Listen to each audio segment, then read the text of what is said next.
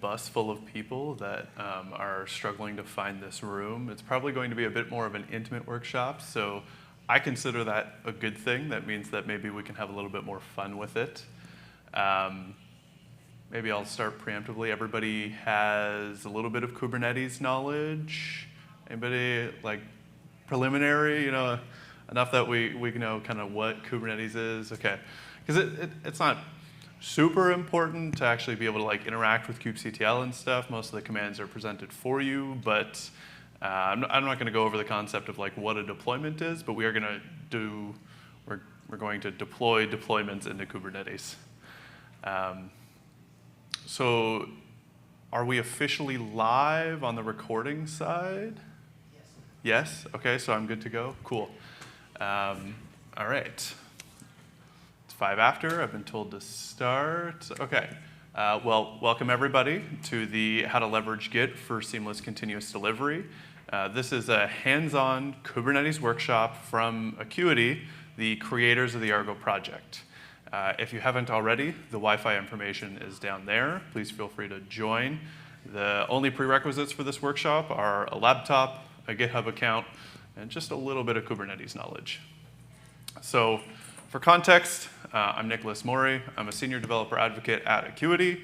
My role is to build cloud-native solutions and to teach others to do the same.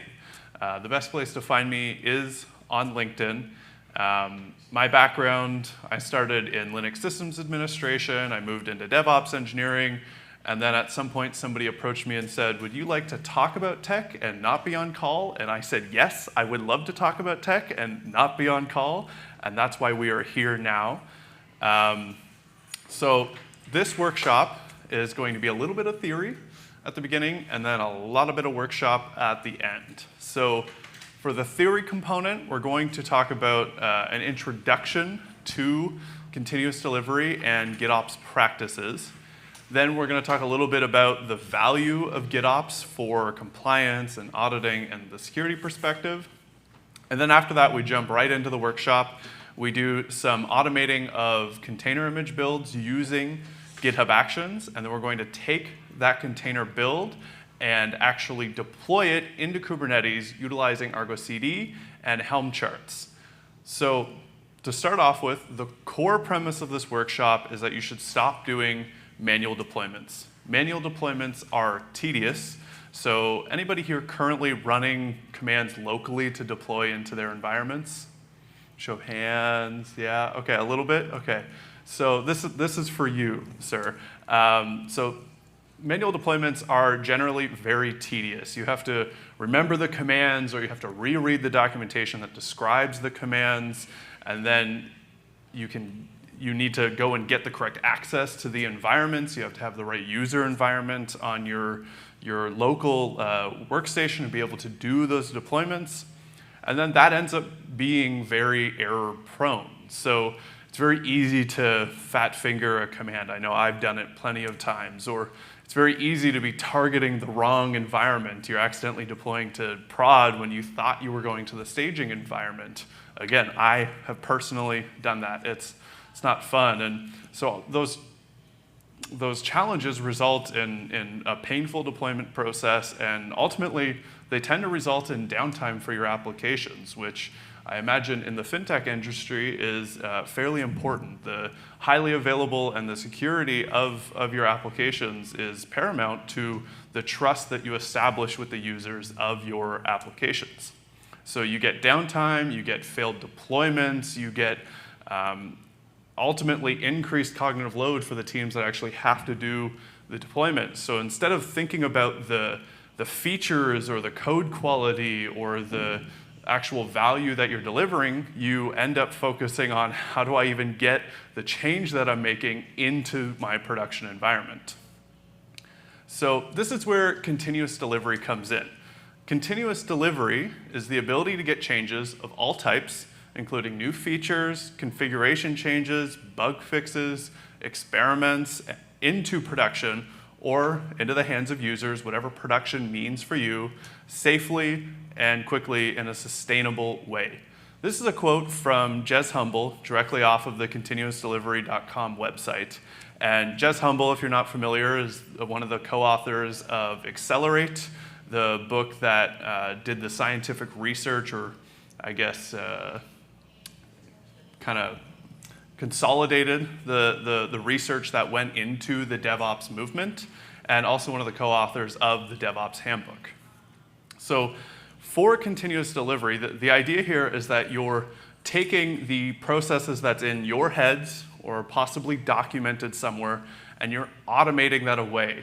And then you're integrating the learnings of that process into that automated workflow. So as you come up with new issues with your delivery process, you can integrate that into your delivery workflow. As you learn new lessons, as you have more applications, as you want to deploy faster and safer, you can build that all into your pipeline and end up with the changes, the new features, the bug fixes, the value that you're delivering to your users. You can end up with that in production faster and safer. And like one of the kind of counterintuitive parts of continuous delivery is that by building safety into your deployment pipeline, you actually gain velocity. You improve the quality of your deployments. So continuous delivery is generally focused on the automation and the safety of that automation for getting those changes into your production environment, whatever that may be. So GitOps is kind of the next stage or a core practice that aligns well with continuous delivery. So GitOps, as defined as a set of principles, was established by the Open GitOps project. So GitOps existed first, and then it was this broad concept that wasn't particularly clear to everybody. And the Open GitOps project, which is a CNCF sandbox project, so it's part of the Cloud Native Computing Foundation, just like Kubernetes is, came together to establish what the principles of GitOps was, agnostic of whatever tooling or platform you're deploying to. So this project, which is run by the CNCF App Delivery Special Interest Group, has defined GitOps with 4 core principles. So a system that is practicing GitOps will have a declarative desired state. So that is whatever the configuration is for your environment, it must be defined declaratively. You must have a static definition of what your desired state is rather than an imperative process. So you can think of running kubectl deploy or create deployment as an example of an imperative process where the Kubernetes manifests the written definition of what you want to exist in your cluster. That's your declarative desired state. So Kubernetes has already answered that question for you when it comes to practicing GitOps. Then you need to take that declarative desired state and you need to make it versioned and immutable. And this is where Git comes in. So every time I make a change to those Kubernetes manifests that define my desired state, I want to have a new version of that declarative desired state, and I need an immutable reference to that new version of my desired state.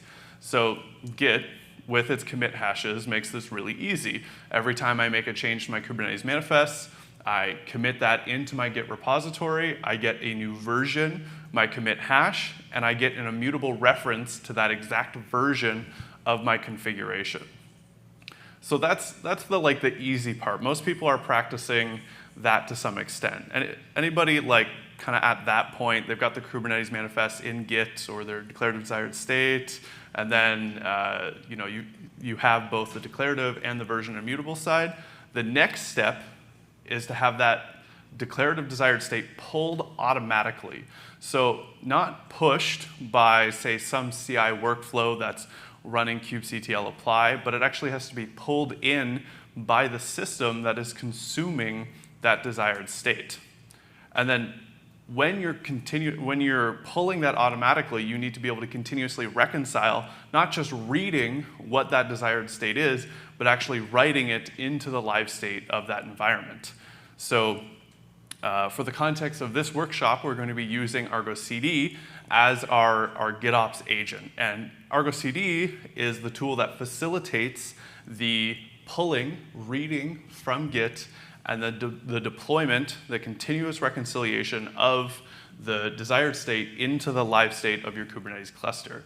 It's essentially taking over the responsibility of reading from Git and running kubectl apply to get those changes into your Kubernetes cluster. I'll pause here. Any questions? Anybody like actively practicing GitOps? Like they feel like they're using it right now? A little bit? Yeah? Yeah, okay. So that's obviously the core of this workshop is we're going to be implementing GitOps with Argo CD. So what are the benefits of GitOps? We've described what it is, but why? Why are we using GitOps? And ultimately, the high-level theme here is that you're increasing the developer and operational productivity. So this comes from all of the other benefits. That's the overarching result of practicing GitOps. One of the core benefits is improved stability for your infrastructure.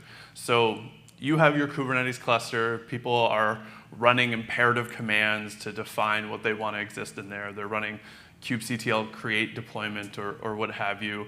And you've got two developers that are both running those commands against the same namespace or the same set of resources. And they're actually fighting to describe what the desired state is.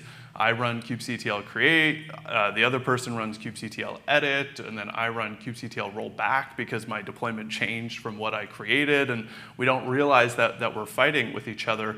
And this reduces the stability of your infrastructure because you're making frequent changes, you don't have the shared understanding of what that desired state is, so you end up making mistakes, you end up taking down your infrastructure, you end up breaking your application because it's not in the state that you think it is because it's not clear what that desired state should be. So this comes down to the consistency and standardization of what that declarative desired state should be. So you have consistency in that you know that your Git is going to be your central source of truth for what that infrastructure is, like what the state of your Kubernetes cluster should be.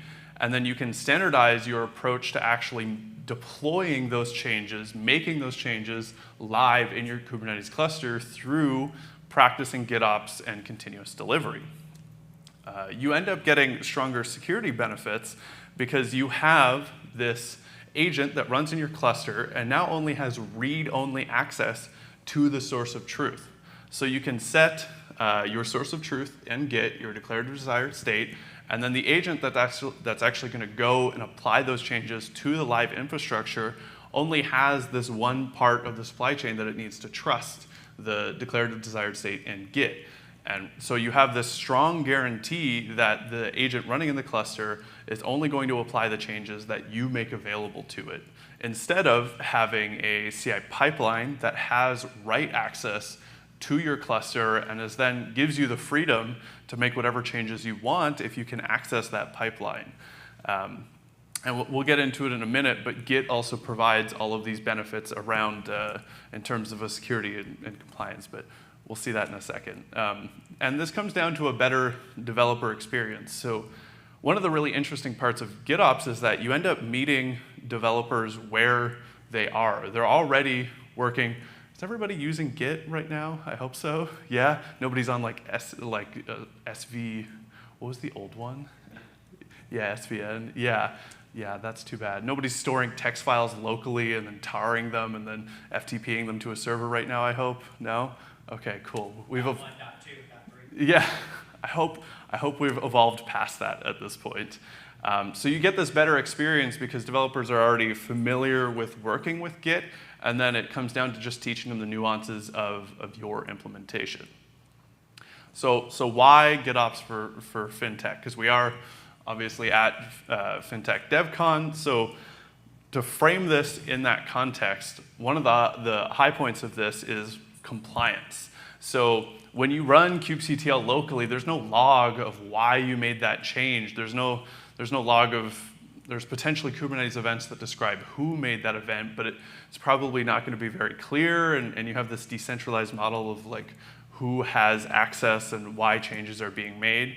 So when you're practicing GitOps, you get clear audit logs of state changes for your Kubernetes clusters. So every time I make a change and I push it into Git, you're going to get a definition of what changed, the diff in the commit hash. You're going to get a description of why that change was made. So you get your commit subject and your commit message. And you're also going to know who made that change. So you get the who, what, where, when, and why of changes to your declarative desired state. And this then, in turn, improves the security. So we talked about the read-only access to the state with the agent running in the cluster and pulling that down from Git, rather than kind of the push model is when you have it running in CI, and then the CI workflow runs kubectl apply, and it's pushing those changes in the cluster. That read-only access gives you a clear security guarantee that you can't then have that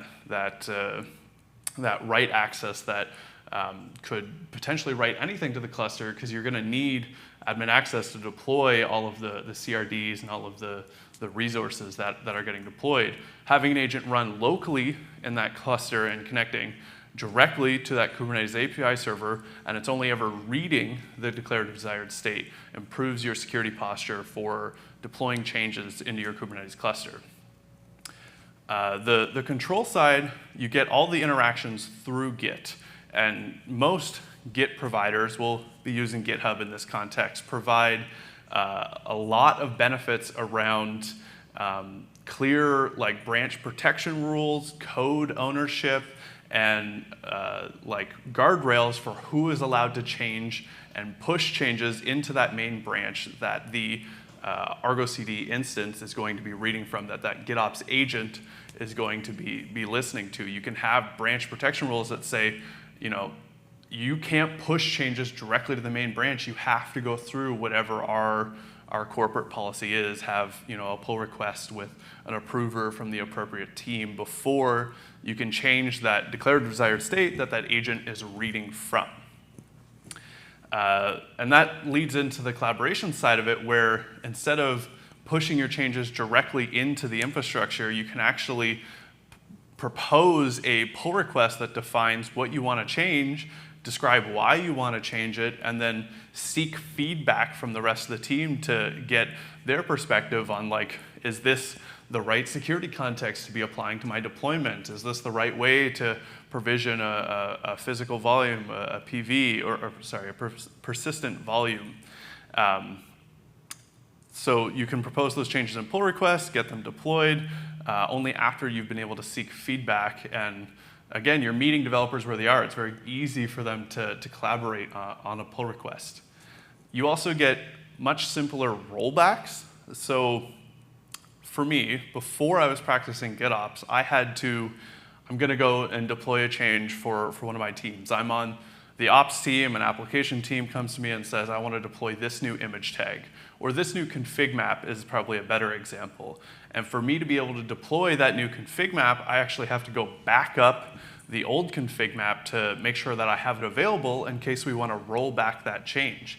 And as human error does, sometimes you forget to back up the old config map, you've deployed the new version, it broke everything, and then you have to go reestablish what was the old version of that config map. And if you don't have that commit history, you don't have the ability to easily go and see what the previous version was. By storing all of your declarative desired state in Git, you can actually practice rolling forward, which means you can go in there, run git revert, which will revert the changes from your previous commit or from whatever commit you specify. And then you can add a new commit to that version history. And then this leads into the compliance side of it, is that you can actually describe in that commit where you're doing your git revert, you can describe why you had to roll back that infrastructure. You can say that this specific commit where I changed the declarative desired state broke this thing. And so to rectify that, I am reverting that change, I'm rolling forward, and then your GitOps operator is going to pull that into the cluster and update your live desired state. And similar to rollbacks with disaster recovery, you have the full declarative desired state for your infrastructure defined.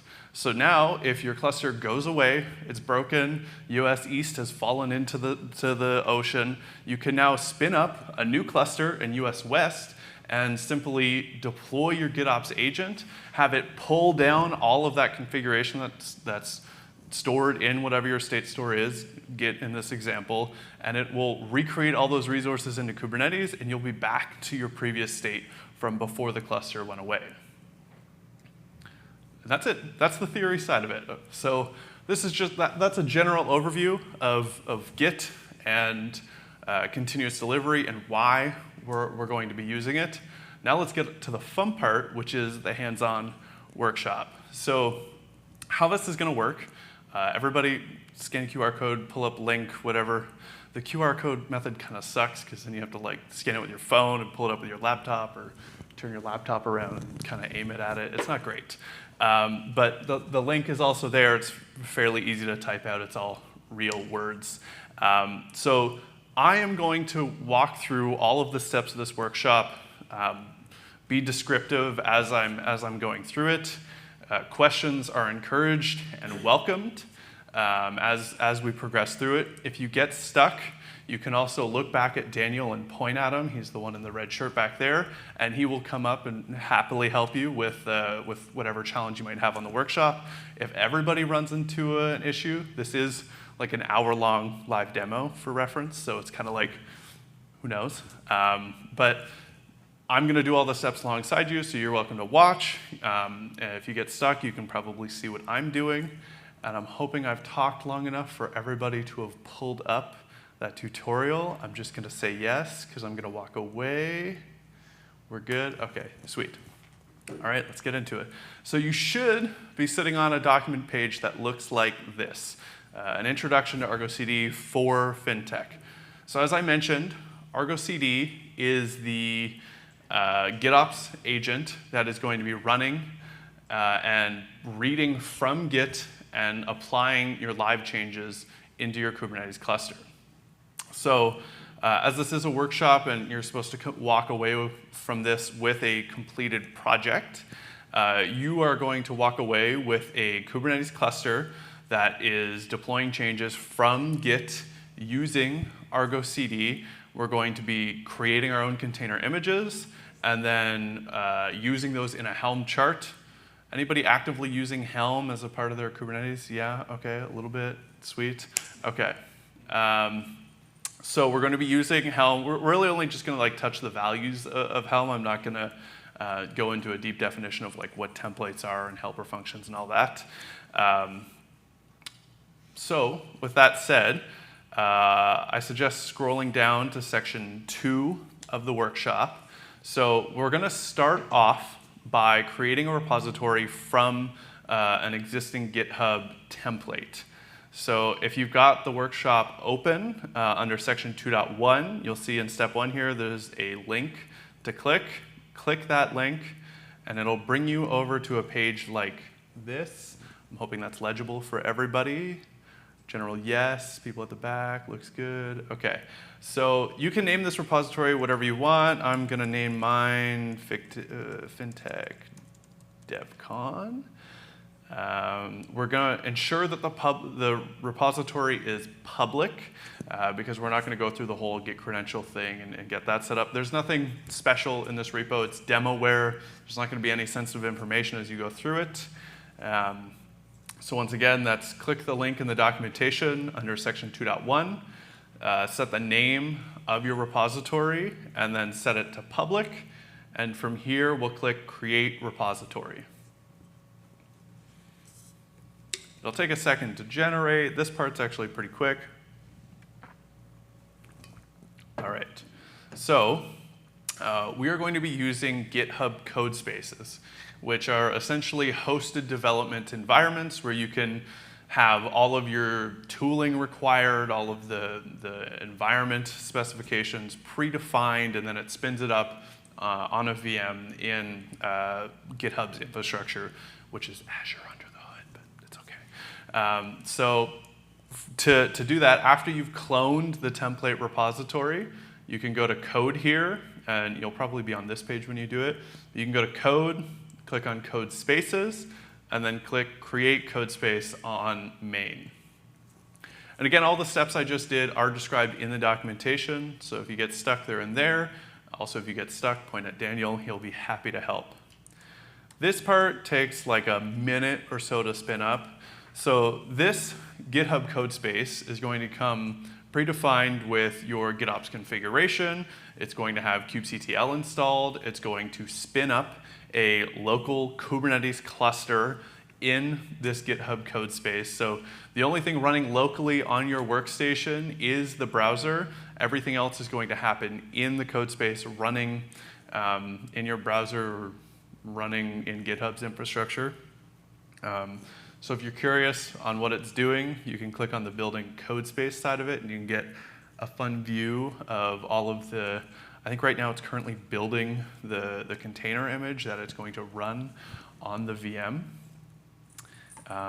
If you get bored at this point, you can look at the .dev container configuration and poke around in there. That's the declarative definition of the development environment that we're going to be using. So there's a bunch of scripts in there. There's a dev container .json file, which describes how to run those commands and ports, and an image that we're using as the base for our workshop.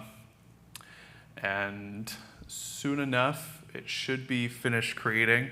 So you can see here in the log that it's creating our local Kubernetes cluster.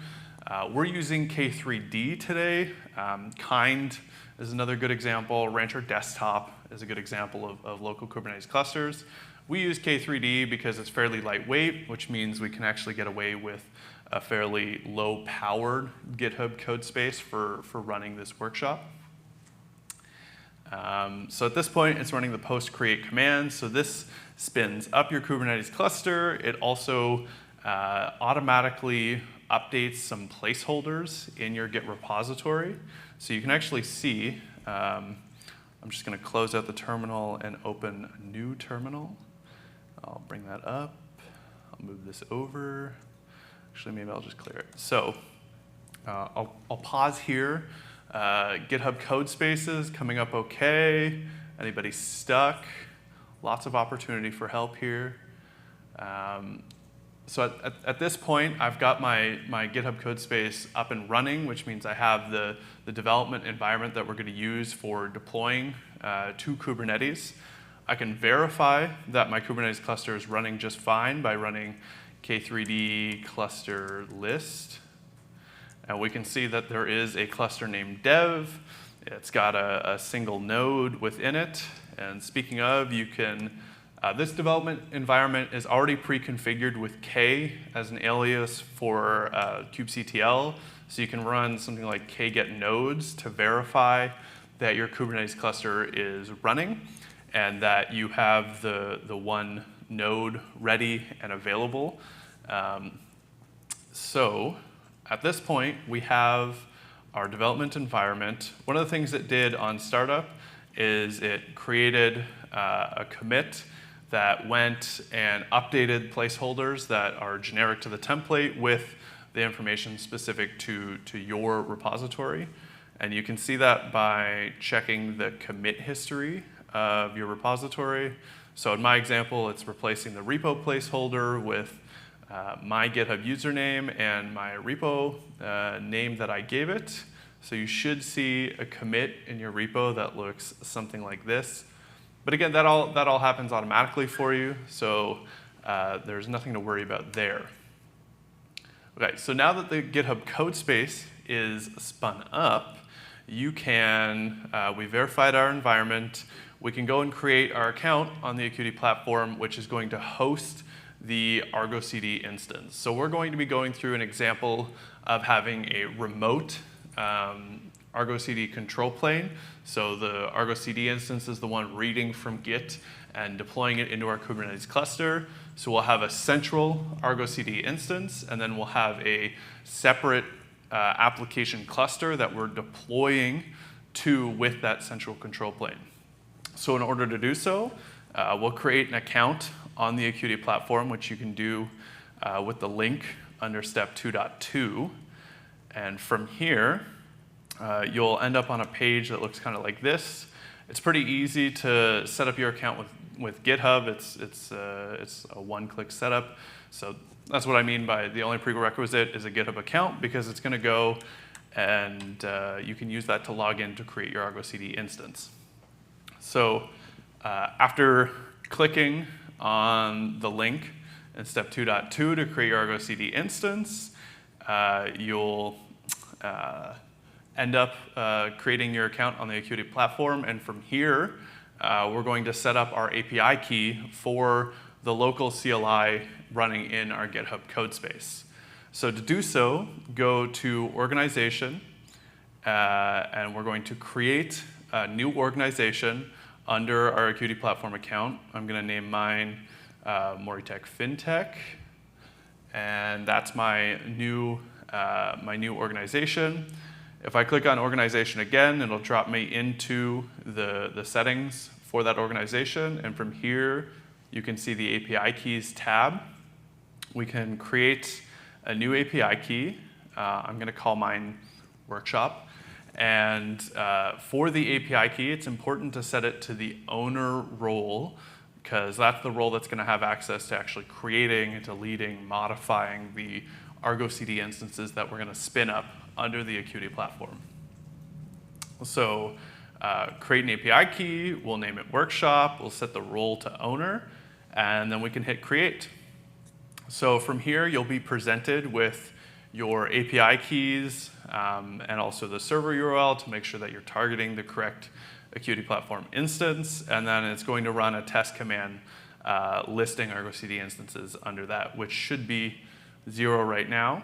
But so at this page, you see API keys created, click copy to clipboard, and then go back to your GitHub code space and paste those commands. It'll probably prompt you to allow access to clipboard. We'll click allow, we'll click enter, and to test here, we can run Akuity org list. And at this point, you should see the organization that we created while creating our API keys listed under here. So I've got my Morey Fintech organization, and that shows that my API keys are working for the Akuity CLI. So again, the Akuity CLI is included by default in the code space that we created, and that's the CLI command to interact with the platform that's going to be hosting your Argo CD instances. So from here, we've created our Akuity platform account. We've set up our access to the CLI. Now we can get to the fun part, which is actually creating our Argo CD instance. So the first step here is a little bit of bash foo to set the default organization ID for the Akuity CLI account. I used to present this in like 4 different commands, and then it got easily lost in translation. So now it's just one easy command to copy from the documentation and paste into here. So anybody that's not actively a bash wizard, just for reference, what's happening here is that within the $ brackets, we are running the Akuity org command. So we're running a subcommand first that lists the Akuity organizations. Then we run awk to capture the first organization name that's presented by that command. And then we use the result from that command in the primary command, which is setting the organization ID, the default organization ID for the Akuity CLI. So if I run that, it should just do basically nothing. And at that point, we've set up our config. Pretty sure I can verify that by running config akuity config.yaml, and you'll see that you now have default organization ID defined in the config for the Akuity CLI. So from here, the next command will be the one that actually creates our Argo CD instance. So this command is very similar to the kubectl apply command, where we're telling the Akuity CLI to apply the configuration, the declarative configuration for for an Argo CD instance that is located in the repository that you cloned. So if you look in your local repository at the Akuity platform folder, you can actually see the declarative configuration for the instance, the Argo CD instance that we're going to create on the Akuity platform. So you can see a super bare bones example of an Argo CD configuration. So this is an abstraction on top of basically the API that the Akuity platform provides for creating Argo CD. So it's a Kubernetes-like manifest, so you can't deploy this manifest into Kubernetes because it's not a custom resource with a controller that's running and capturing it, but it is a YAML manifest that can be consumed by the Akuity CLI. So we've got an Argo CD instance. We also have a cluster definition for provisioning the agent. So we have a central Argo CD instance running up in the Akuity platform, and then we have an agent that we're going to deploy into the cluster running in our code space, and that's how we connect the two. So you've got this remote Argo CD instance that's going to be the one reading from Git and deploying into the cluster, and then you have the agent that is used to connect the cluster running in your GitHub code space to that Akuity platform instance. So going back to actually creating it, what this looks like is if I run Akuity Argo CD apply-f, it's going to take the configuration from this folder and create it on my Akuity platform account. So I click that, and if I jump back over to the Akuity platform and I go to my Argo CD instances page, you'll see that I now have an Argo CD instance card here on the central dashboard for my Argo CD instances. If you click into that, so you can click on the Argo CD card, you can see the current health status for your Argo CD instance. So it's going to do an initial spin up of the resources on the back end for the Argo CD instance, and you can kind of monitor that by seeing the cog here. You can see also that the other configuration for our Argo CD instance, that cluster, that agent that I mentioned, that configuration got automatically loaded as well because it's all included in that Akuity platform folder. So this takes a couple, like, I don't know, under a minute usually to spin up the workloads. So we'll give it a second. Anybody stuck, need help at this point? I know it's kind of a mixed bag trying to do it on your own and also watch me do it, but I'm hoping it provides, I don't know, kind of a descriptive experience going through the tutorial than being just left to your own devices. But you're welcome to make progress ahead or ask for help at any point. But now we can see that the Argo CD instance is healthy, which means all of the resources have come up live on the back end of the Akuity platform. And this means that we're ready to start taking advantage of our Argo CD instance. So you'll see right here, there's a URL for your Argo CD instance. If you click on that, anybody that was coming into this workshop with a little bit of Argo CD experience, this should be a familiar page. You can click on that link in the Akuity platform to get to that page.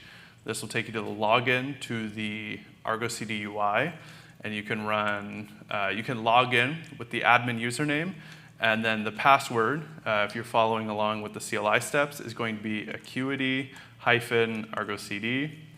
And just to make that easy, I'll show it here. So the password is going to be Akuity-Argo CD, and the username is going to be admin. And so if I click that, if I've done everything right, we're logged into Argo CD. So this is a bare bones installation of Argo CD. We've got no applications created yet. That's what we're going to do next. So let's make sure. We're actually going to talk about building container images with GitHub Actions first, and then we'll get into actually deploying our application, which is a concept I'll describe in a minute. Okay, so creating your container image. So the goal of continuous delivery is to react to new releases or versions of your applications and to deploy them to the desired location in a safe and sustainable manner that is both quick but also ensures quality. So for the sake of this workshop, we're going to use a simplified example of building a container image, which we will then later use to deploy to Kubernetes following GitOps principles with Argo CD.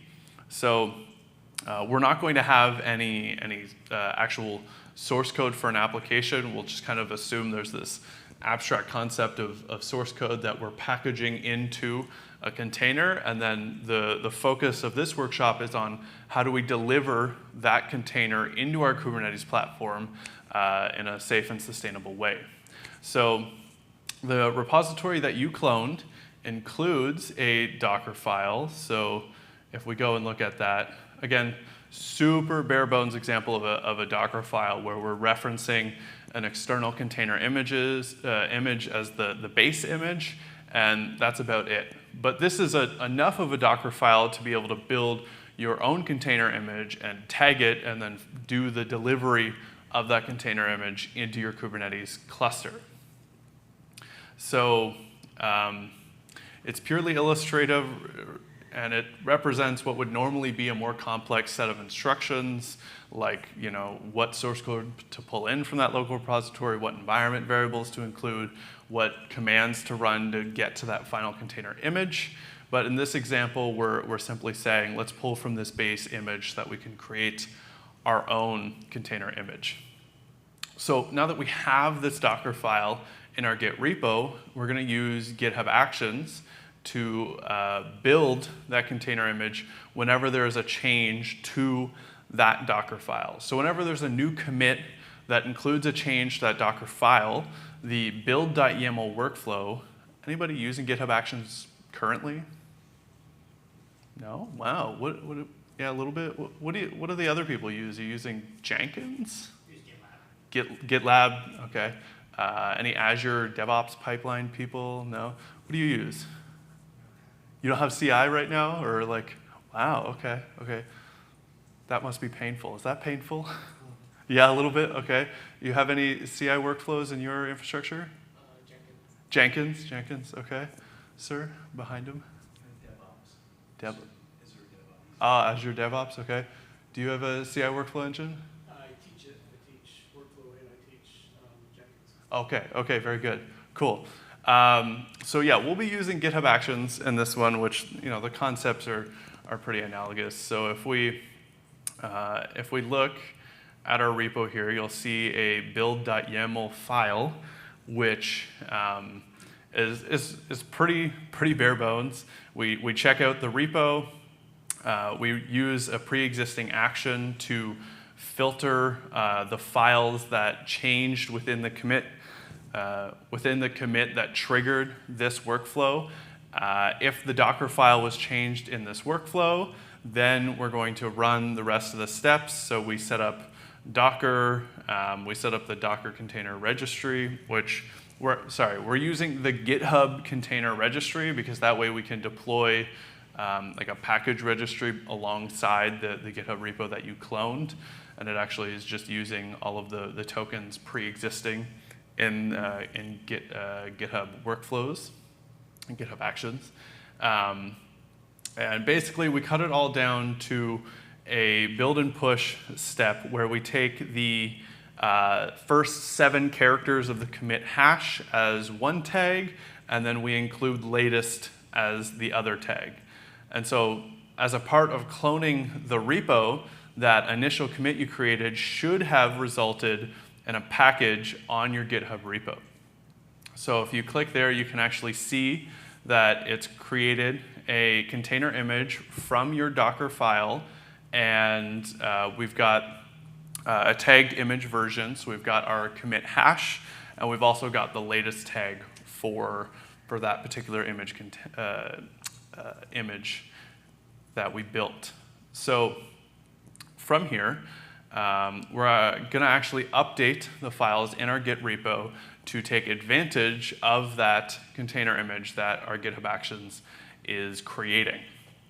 So if you look in your repo, you'll see under the guestbook folder, there's a Helm chart configuration. So very briefly for context, a Helm chart is a way to take a set of Kubernetes manifests and add template and variables into Helm to be able to take the same set of manifests, throw different values at it, and get slightly different results to be able to deploy like the same deployment and service and ingress resources to dev, stage, and prod with slightly different values, like a different URL or a different container image or a different number of replicas for your deployment to each of those environments.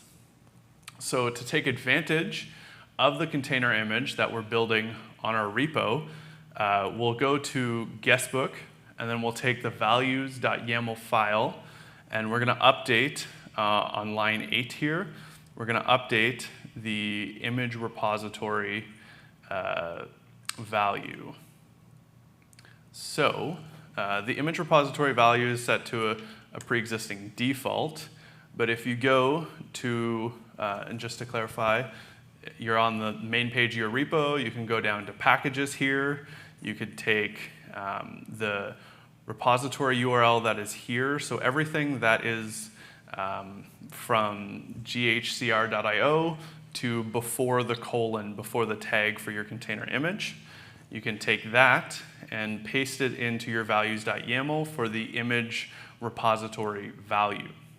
So now, we're now saying to our Helm chart, we're going to put this image repository value into our Helm templates, which then gets used in the deployment manifest to specify the image to run for our containers. So you can commit and push this change. So you can see the source control panel here. We can say, feat use my image repo and push that to the repository. And so because our GitHub Actions workflow knows to filter and only deploy and push a container image when we modify our Docker file, this new commit that we've pushed into our repo isn't going to result in a new container image. So the workflow does still run, but it stops at this step once it's determined that there is no Docker file changed in this run. And so it just skips the rest of the steps. Okay, so at this point, our GitOps configuration, our Helm chart that describes the manifest that we want to deploy into Git, is using our container image from the repo that we're deploying from. So now we're ready to actually go and deploy our application with Argo CD, deploy that container image, deploy that Helm chart. So if I scroll down here, we're going to create our application based on the guestbook dev manifest. So in your repo here, you can see there's an apps folder. So let me close that. Under the apps folder, there's several manifests. If you look at the first one, guestbook dev.yaml, we're going to copy the contents of this manifest, and I'll describe what it does in just a second here. But if you go to your Argo CD UI, you can click New Application, you can click Edit as YAML, and then we'll paste that in there. So I will actually use this page to describe it. Okay, that's legible for everybody? We're good? Yeah? Sweet. Okay, so what an Argo CD application resource does is it describes the source, the location that contains our declarative desired state. So this is typically either a Git repository, an OCI repository, or a Helm chart repository. But essentially, you're pointing at what contains the Kubernetes manifest that you want to deploy into whatever your destination is. So the destination describes where you want to deploy that declarative desired state. So in the source, we specify our repository, which is the one that you cloned, and then it automatically replaced the placeholder with that. And then it describes the path within that repository that you want to deploy from. So in this case, it's the guestbook path, which you'll remember is where we changed the Helm value to use our new container, our new image repository. So take the Helm chart that's in the guestbook path of this repository, and also we're specifying some specific parameters for Helm to say take advantage of the values dev file within that path. So just to connect the two, we've got our guestbook path here, and then we've got our values dev value file here, and we're specifying that. So again, quick introduction to Helm. A values.yaml file is the default values that get plugged into the templates, and the templates are your Kubernetes manifests. And then you can specify additional values files on top of that default one to override it for environment-specific parameters. So this application takes that source, that guestbook Helm chart, deploys it to the destination named dev, which that's correlated to the cluster that we configured here. Actually, we skipped one step, which is this command here. So I'll just back up for one quick second. Under section 2.5, step 3, we need to connect the central Argo CD instance to our local Kubernetes cluster. And so we're going to use the Akuity CLI to do so. So from the GitHub code space, we're going to run the command Akuity Argo CD cluster get agent manifests. So we're telling the Akuity CLI to give us the Kubernetes manifest to deploy the agent that's going to connect our remote Argo CD instance to our local Kubernetes cluster in our GitHub code space. So if I run that command on its own without the kubectl apply, you'll see that it basically just spits out all of the Kubernetes manifests into standard out. So a bunch of Kubernetes manifests, a bunch of YAML files. But we then pipe that standard out into kubectl apply. And so we're grabbing the Kubernetes manifests from the Akuity platform, and then we're applying them to our local Kubernetes cluster. If we run that command, we'll see that it creates a bunch of resources within our local Kubernetes cluster. You can verify that the new Akuity namespace exists by running kget-ns. And then you can also run kget pods for the Akuity namespace. So kget pods-n Akuity. And you'll see all of the containers that are getting created for the agent. So this is facilitating that connection back to that central Argo CD instance.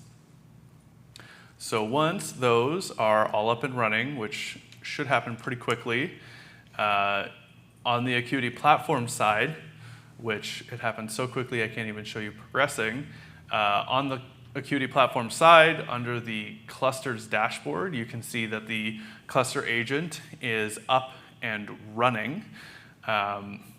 So this means that it has established a healthy connection from the local Kubernetes cluster back to the central Argo CD control plane, which means now it is a valid deploy target for that Argo CD instance. So we'll take that Argo CD application.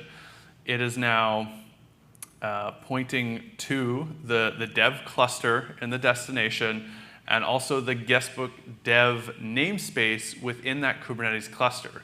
So we're saying, take the Kubernetes manifest from this path within my GitOps repo and deploy it into the cluster named dev and the guestbook namespace within that dev cluster. Then finally, on the Argo CD application, we have our sync policy. And so that sync policy, if I close this, that sync policy describes how we want to deploy those Kubernetes manifests into that cluster.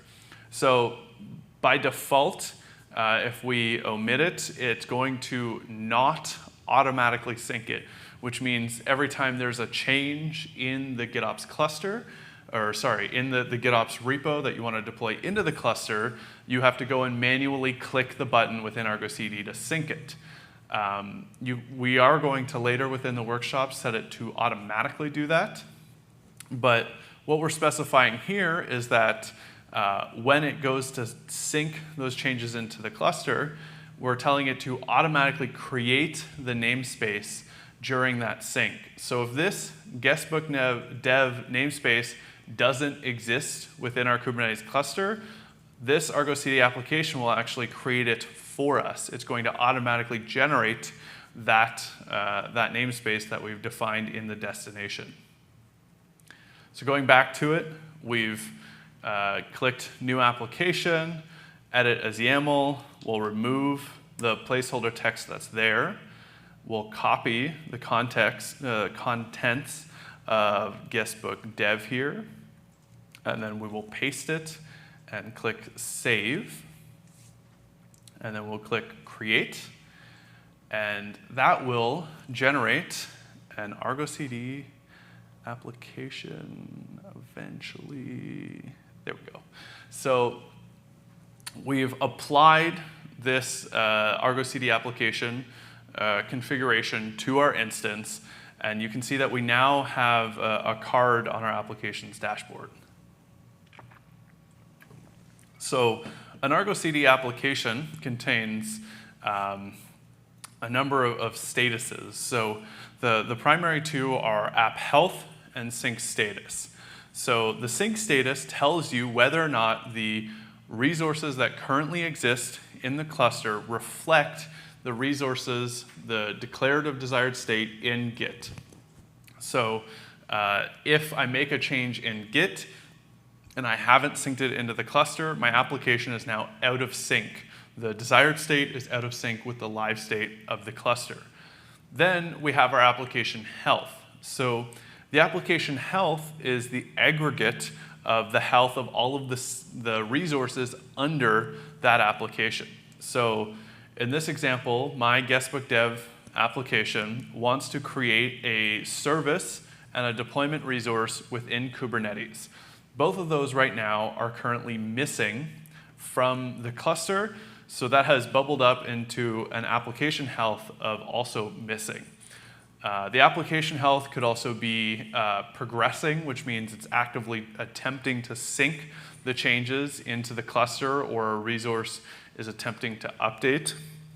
It could also be healthy, which means all of the resources are synced and they're the correct status and the resources are healthy. It could also be degraded. If you have a deployment with a pod that is failing to pull the image, that the pod status will be unhealthy, and then the deployment status will be unhealthy, which will bubble up into an unhealthy application health, which will give you a clear idea that there is something wrong with that application. So even for those that are unfamiliar with Kubernetes or still learning, it can be very easy to understand if something is wrong with your application. You don't have to go all the way down to the pod level, see that there's some events, that it's not ready and it's not available, and then try to diagnose it from there. You can actually see at a high level through the Argo CD UI what is wrong with the resources that are being deployed from your GitOps repo. So I think we have half an hour left. Fantastic. Okay, so we will sync our application. So if you click on diff first, you can actually, and I recommend clicking these two checkboxes, you can see the plain Kubernetes manifests that Argo CD has generated from the Helm chart configuration in Git and wants to deploy into your Kubernetes cluster. So we can see that we have a service here and that we have a deployment resource here. And you can see that it's using the container image repository that we updated in the values.yaml file. And so when I click sync, effectively, at a really high level, what Argo CD is going to do is it's going to run kubectl apply and pass in these two Kubernetes manifests. So instead of you running kubectl apply locally on your workstation, you now have this external controller that is going to run that, do that operation for you in a continuous and automated fashion. So the continuous part is coming in a moment.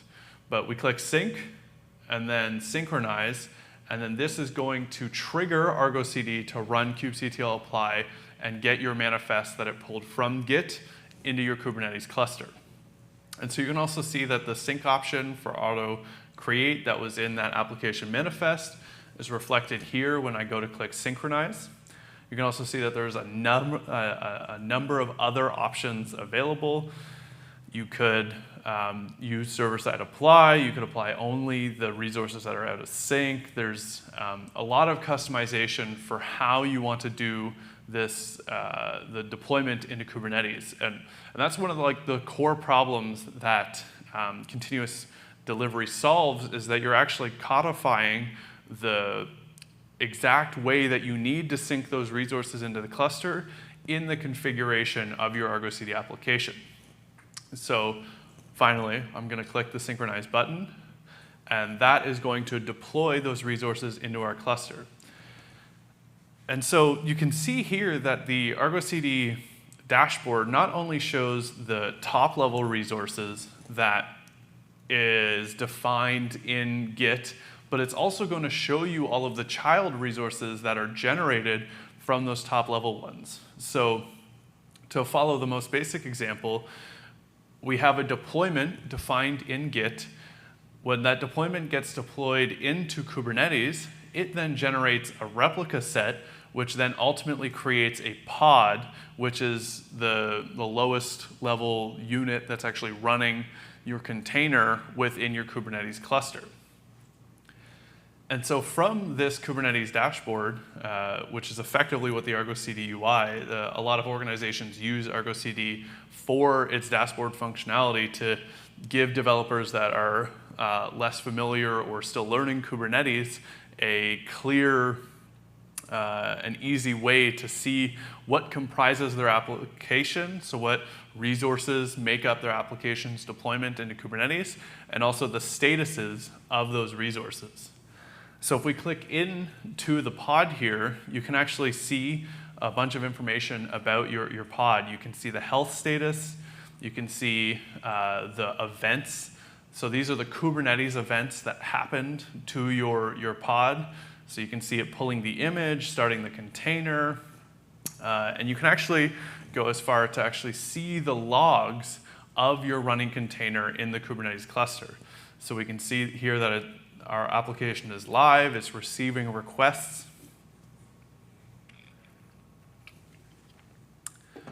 Okay, so we've done the most basic example of deploying resources into Kubernetes with Argo CD. So this gets us as far as to actually deploy it for the first time. But the reality is most of the time you're going to be updating an application that already exists in your Kubernetes cluster, already exists in Argo CD, but you just want to change one thing about the configuration, about the GitOps configuration that you have just, stored in your GitOps repo. So the next step that we're going to do is we're going to build a new container image, and then we're going to deploy it using GitOps principles. So to start off with, we're going to sync changes manually. So we're going to trigger a new build of our container image, which is as simple as updating our Docker file. So as I mentioned earlier, the build.yaml workflow is going to only produce a new container image when we modify our Docker file. So for a quick example here, I can change the latest tag on our base image to 010. So we now are going to reference a new base image, which is going to result in a new container. So we'll use feet, use 0.010. We'll commit that into our repository. So this is an example of like changing source code, changing the configuration of the application that is going to trigger a new release, a new version of our application. And so if we go back to our GitOps repo, we go under GitHub Actions, you can actually see the GitHub workflow running here.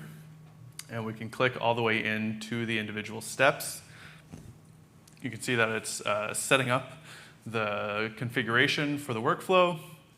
It's running build and push for that new container image. So it's pulling the new base image. It's pushing the layers up to the repository. And now, if we go back to our repository here, and we go down to packages, we'll see that there's a new version of our container image. So previously this had the latest tag and we were using this commit hash.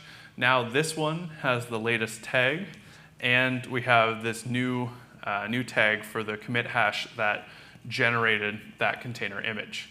So if I want to trigger a new release into my Kubernetes cluster, I can take this container image and I can go over to my guestbook folder here, which is the Kubernetes manifest, the GitOps configuration for that application. I can go to my values -dev file, and I can specify the image tag value. So I'm going to say for the dev environment, and so for reference, the default values has image tag latest. So right now in Argo CD, we're running the latest, maybe I'll click over here. We're running the latest tag for this container image. I'm going to update it so that in the dev environment specifically, the values dev file, we're going to use this specific container image tag. So the one that was generated by this commit hash, I can put that in there, and then I'll run feat use this tag. And so I'm pushing into my GitOps configuration. I'm creating a new declarative desired state, a new version of that declarative desired state with this new container image.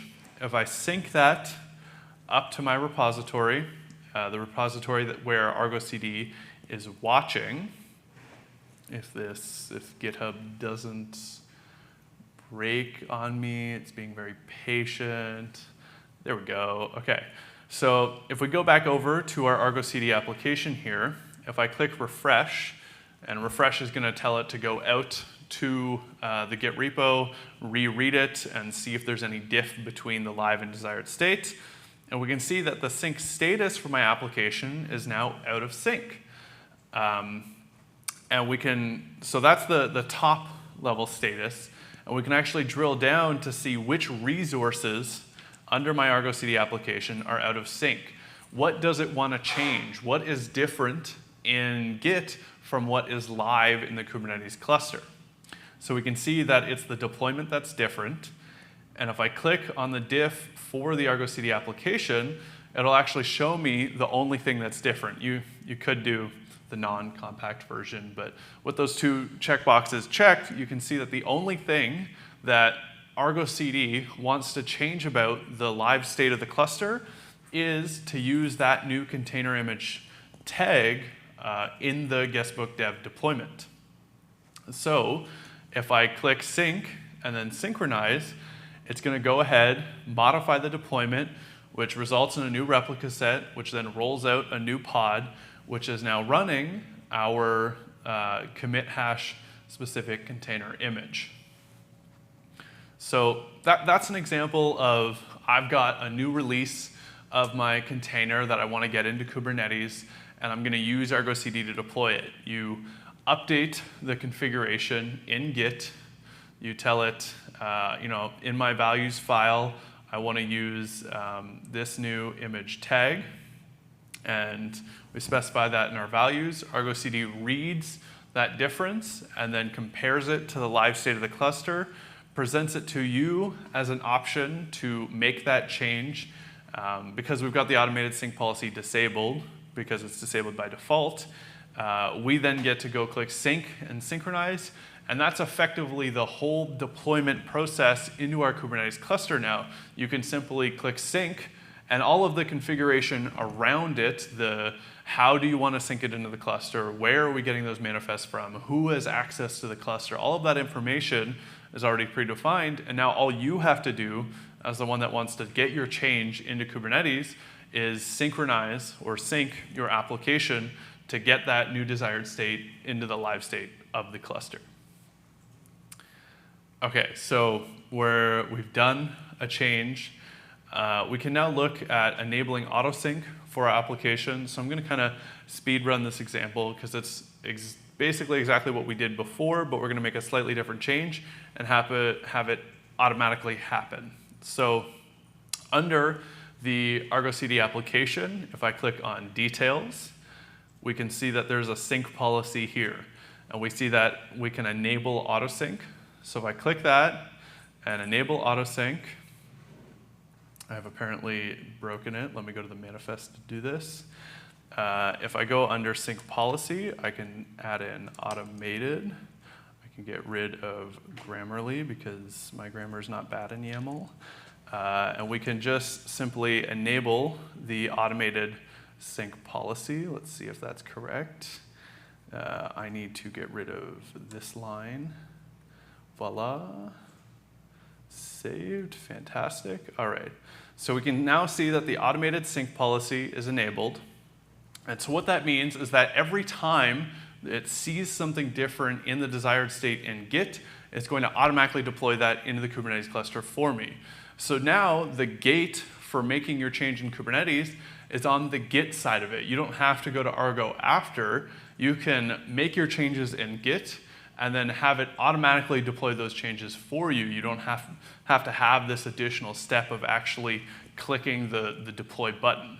Though you can have that if that's your company's policy or your team's preference is to have that manual deploy button.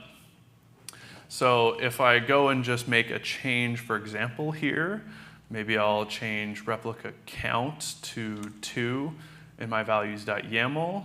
I will deploy that into my GitOps repo. I will sync that changes to the main branch, which Argo CD is watching. And then once that's synced in there, so by default, Argo CD is on a 3-minute reconciliation loop, so it's checking in with Git every 3 minutes to see if there's any differences. So if I wait long enough, it'll actually happen automatically after up to 3 minutes. But I can also click the refresh button, which isn't going to ensure that a sync happens, but it's actually going to tell Argo CD to check back in with Git. And then after so now that it's on the automated sync policy, it's actually going to automatically go and deploy that change into the cluster rather than me having to click sync and synchronize. Click refresh, almost happens so fast that you won't catch it, but we now have our 2 replicas deployed into the cluster. So we didn't have to go check the diff here and then click sync and synchronize. We did all that work on the Git side, and then we let Argo CD do its job of deploying our changes into our Kubernetes cluster. So that's an example of the automated sync policy. So I'm going to use the next 12 minutes to describe one last really core concept for Argo CD here. So we created our first application here imperatively, which is a little ironic given the whole purpose of GitOps and continuous delivery is that we take our declarative desired state and we automatically deploy that into the cluster. But to add in the configuration that does our automated deployments, we had to follow an imperative process. So what Argo CD does is we have an application that takes Kubernetes manifests and deploys it into a cluster. The interesting part is that this Kubernetes manifest, which I'll pull back up for reference here, this application manifest is itself a Kubernetes resource. So no different from a deployment manifest or a service manifest, this application has a custom resource definition, and then this application is a custom resource that you can deploy into a Kubernetes cluster, and if deployed to the correct place with Argo CD installed, Argo CD actually reacts to that application and picks up that resource and responds accordingly. So because the application manifest itself is a Kubernetes resource, we can have an application, an Argo CD application, that points to a folder of application manifests and deploys those into the cluster. And that is known as the app of apps pattern. So you have this top-level application that reads from Git and deploys all the other application resources. So again, this is specifically the Kubernetes application manifest, not the more broadly defined concept of an application. This is the application manifest. We can create an application that points to this apps folder, which contains these application manifests, deploys it into the Kubernetes cluster, and then from there, Argo CD will pick those up and deploy the other applications that those manifests define. So to demonstrate this, we'll use the app of apps file at the root of the GitOps repo. And if I copy the contents of this, I will go and click New App, Edit as YAML, copy, and paste the contents of the app of apps folder. So you'll see here that the destination is in cluster, which is where Argo CD is running.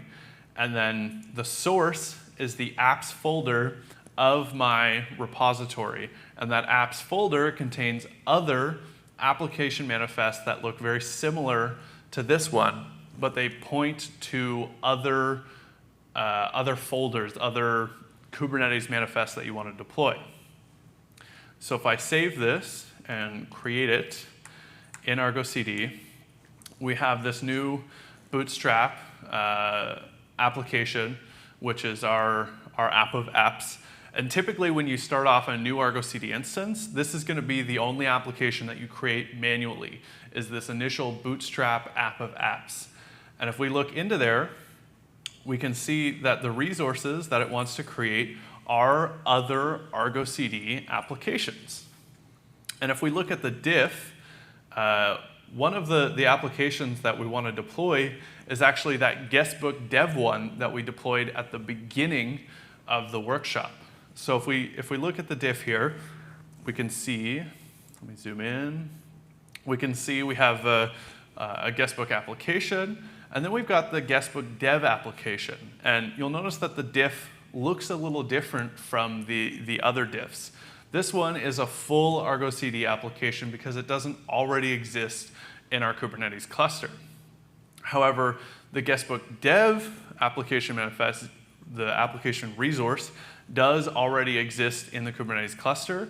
So Argo CD doesn't have to reapply all the whole manifest. The only difference that Argo CD wants to add is this annotation to the metadata of that resource. And this metadata really is only for showing or telling Argo CD that it is the owner of that resource. So Argo CD does resource tracking through either labels or annotations, and that's how Argo CD knows whether or not it was the one that created those resources in the Kubernetes cluster. So for the guestbook dev application that already exists in our Kubernetes cluster, the only thing we're adding is this tracking ID to say that this Argo CD application now owns that other application resource that already existed in our Kubernetes cluster. So if I click sync here, you might think that if I click sync, it's going to deploy the applications, and then they're going to go and deploy all of their own resources. But what actually happens, and I'll do it from this view, if I click sync on our app of apps here, you'll see all of the other application cards show up automatically. So we now have all of the other guestbook applications, this new portal application, all of those application resources now exist in Argo CD, but they're missing and out of sync because the app of apps only manages the sync policy of the resources it owns, but the resources it's creating have their own sync policy for the resources that they then want to create. So we have this hierarchy of an application that creates applications, and each of those applications have their own sync policies for actually creating the resources specific to that service that you want to get into Kubernetes. So if we look here, all of these are synced and healthy because the application resources exist in the cluster. But if I go to the guestbook prod application, you'll see that the resources it wants to create is out of sync because we don't have the automated sync policy enabled, which I could go and modify real quickly to say, automated, we enable that policy. And then once I do that, only then will it actually want to go and create the resources of that child application. Okay, so I know that was probably a long 85 minutes or so.